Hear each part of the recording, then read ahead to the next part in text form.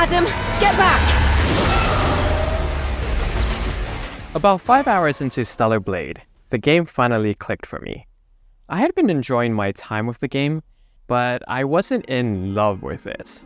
But when the game opened up and allowed me to explore its more open areas, as I interacted more with the game's characters, and as I unlocked more and more skills for combat, I got hooked. I became entranced with the game's world, music, and atmosphere, and addicted to the game's combat. It was also then that I realized what kind of game this was. It's a throwback to classic PlayStation 2 and early Xbox 360 action games. Games that I loved playing as a kid. But Stellar Blade isn't just a throwback.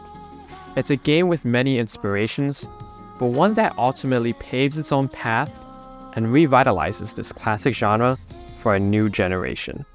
Hi, my name is Jay, and welcome to Good Games Dude. Stellar Blade is a game where players take on the role of Eve, a female warrior sent from space to retake Earth from grotesque monsters called Naytibas. But the real story of Stellar Blade is the circumstances surrounding the game, including the game's developments, the discourse of the game online, and how the game has been received by game journalists. And I think all of these factors have to be considered when reviewing this game.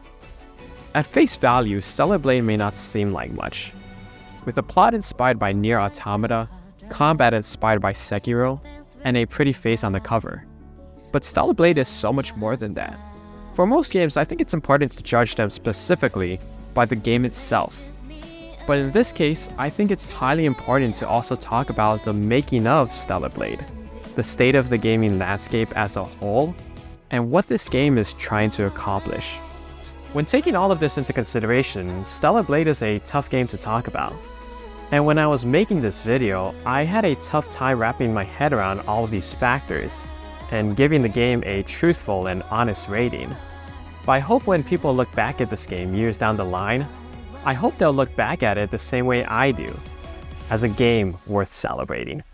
So close to the goal,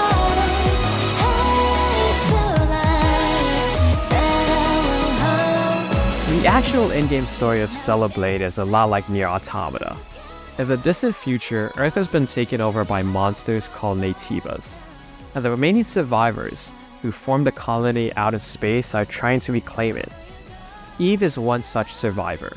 With the goal of killing the Alpha Naytibas, the leaders of the monsters, Eve looks to help save humanity and inspire hope in those she encounters. It's a very basic story that can sometimes be very predictable, but really the narrative isn't the main focus of the game. The main focus is on the gameplay and the combat, which I'll get to in a moment. Eve, what are you going to do after you defeat the Alpha Naytiba? All airborne squad members exist for one sole purpose. All we must do is complete the mission. You mean the extinction of all Naytibas, right? But outside of the game, Stellar Blade also has a remarkable development story. The game is made by the Korean studio Shift Up, which has never worked on a high-budget AAA game. Up until this point, Shift Up had only created mobile games. And even though Korea is a large gaming market, it is largely dominated by mobile games, as is the case with a lot of other Asian countries.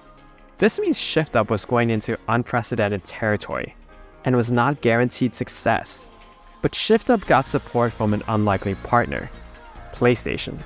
Stellar Blade doesn't exactly fit the publisher's portfolio of games, with PlayStation focusing on more story-driven experiences in the past, and now looking to expand into multiplayer, live service games.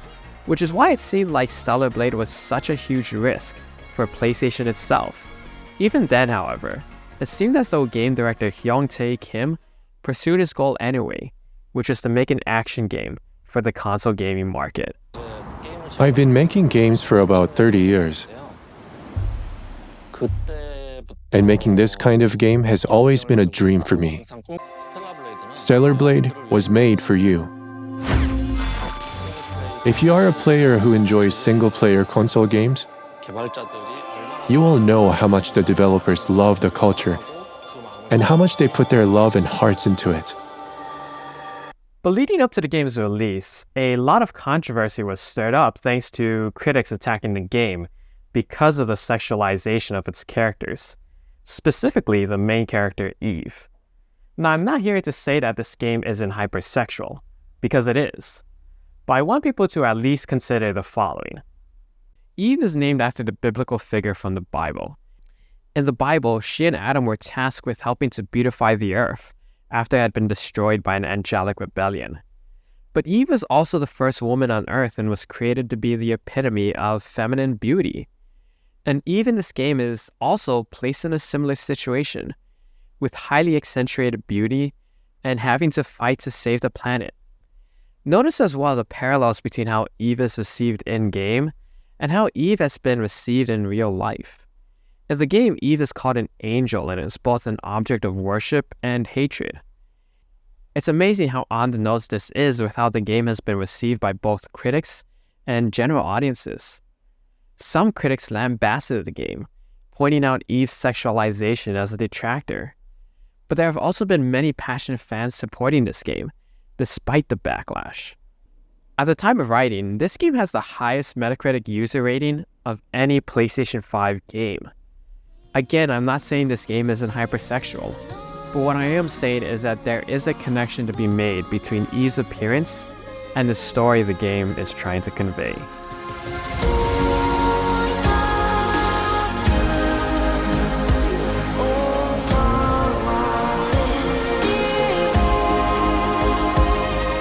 Switching over to the game's combat, this is where the game excels. At its core, Stellar Blade is an action game where players explore linear levels, solve basic puzzles, overcome simple platforming challenges, and take on large bosses with powerful abilities.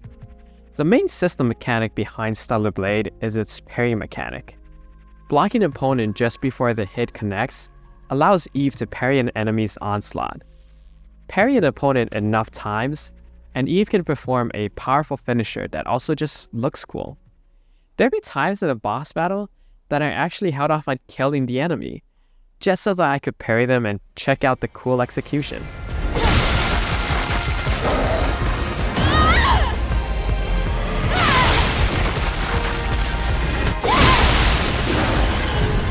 But it's not just about defense, as Stellar Blade also features a slew of awesome offensive moves.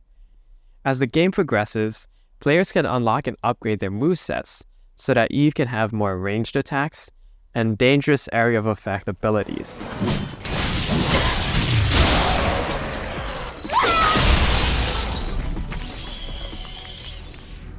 There's a lot of variety in there, with plenty of flashy and awe-inspiring moments that make the player feel unstoppable. The combat places the game somewhere up there, with the best in the genre, like the original God of War and Devil May Cry. The game is also fairly challenging. Even though this game is also inspired by Soulsborne games where players rest at a campsite, the game isn't overtly punishing. It's not a Soulsborne game where players die constantly and feel the impact of death. Dying doesn't have much of any consequence. Rather, the game is fair and also pushes the player to get better. The game's combat and its blend of entrancing music, gorgeous, highly stylized environments, and fast-paced combat makes this game so hypnotizing. Once the game got going, and when I started talking to people out in the world, checking out side quests, collecting new outfits, and unlocking new abilities, I couldn't stop playing. I'd spend hours just performing rather basic tasks and menial side missions just so that I could explore this world, vibe out to the game's music, and find new cute outfits to dress even. It's a very basic gameplay design, but nonetheless effective.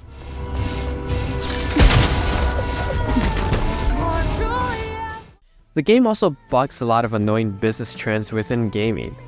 At launch, the game ran smoothly at a stable 60 frames per second and little to no bugs and glitches. The game is less than 35 gigabytes, which means players can pop in the disc and start playing rather quickly.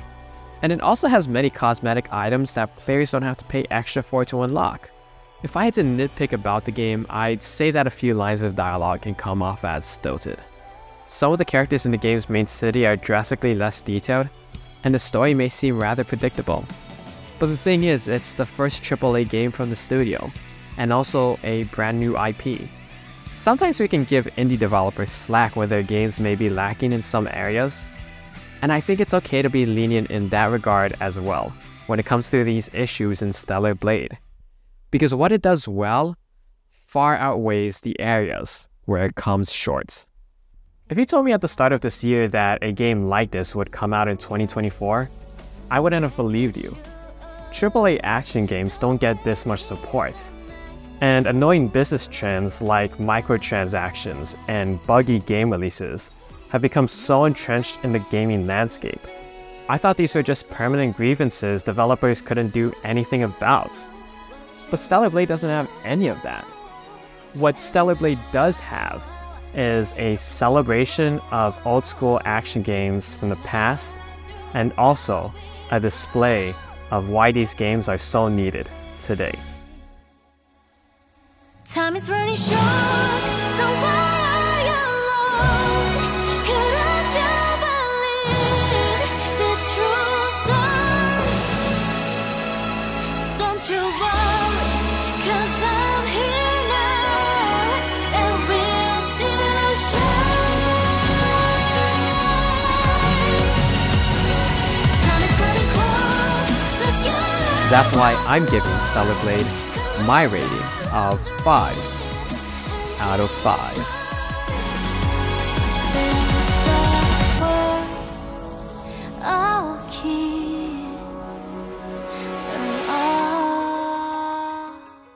Thank you so much for watching. If you like what you just saw, feel free to leave a like, comment, and subscribe.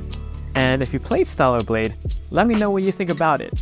There are a lot of opinions out there, but I'd love to hear yours. New videos come out every week, so come back again soon for even more on the best that video games have to offer.